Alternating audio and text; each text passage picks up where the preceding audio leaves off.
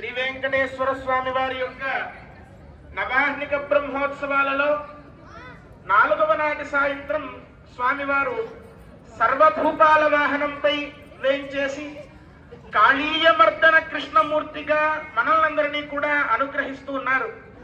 ఏమిటి ఈ సర్వభూపాల వాహనం అంటే, సేవాపర శివ సురేష కృషానుధర్మ రక్షోంబునాథ పవమాన ధనాధినాథ బద్ధాంజలి ప్రవిలసన్ నిజ శీర్షదేశాహ అని నిత్య నిరంతరము సుప్రభాతంలో చెప్పుకుంటాం.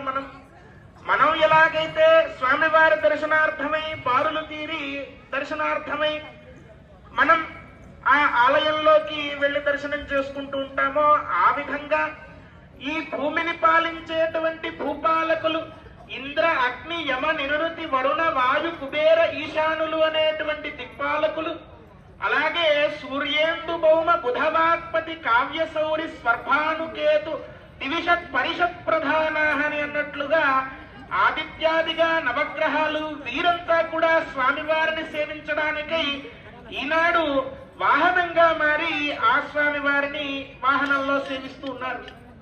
అయితే ఈ సర్వభూపాల వాహనం యొక్క వైశిష్ట్యాన్ని ఇంకా మనం తెలుసుకోవాలి అంటే, వెంకటాచల మహాత్మ్యంలో స్వామివారి యొక్క అష్టోత్తర శతనామ స్తోత్రంలో ఒక 2 నామాలు ఉన్నవి. వైకుంఠాగత సద్ధేమ విమానాంతర్గతాయ నమః, అగస్త్యాభ్యర్థితాశేష జనదుర్గోచరాయ నమః అని. అంటే వెంకటాచలంలో స్వామివారు ఇప్పుడు అర్చావతారంగా మనకు కనిపిస్తూ ఉన్నారు. ఇంతకు ముందు అలా ఉండేవారు కాదట. ఎవరైనా మహాత్ములు ఋషులు వెళ్లి తపస్సు చేస్తే వైకుంఠం నుంచి దివ్య విమానంలో వచ్చి మరలా వెళ్ళిపోయేవారట. మరలా ఎవరైనా తపస్సు చేస్తే గానీ స్వామివారు వచ్చేవారు కాదట.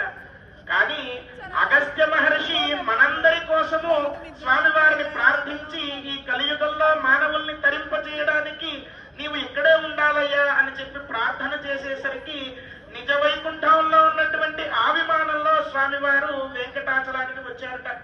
అటువంటి దివ్య విమానంలో ఈనాడు కాళీయ ఫణిదర్పఘ్నే నమః అని అన్నట్లుగా కాళీయుడు అనేటువంటి రాక్షసుడు గర్వంతో యమునా నదిలో ఉండి నిత్య నిరంతరము కూడా సకల జీవులని ఇబ్బంది పెడుతూ ఉంటే, ఆ కాళీయుడి గర్వం అణచడానికి ఆ కాళీయుడి శిరస్సు పైన తాండవం చేసినటువంటి మూర్తిగా స్వామివారు దర్శనం ఇస్తూ ఉన్నారు. కాబట్టి మనందరిలో ఉన్నటువంటి అహంకారాన్ని, గర్వాన్ని, దర్పాన్ని ఇత్యాది దుర్గుణాలన్నీ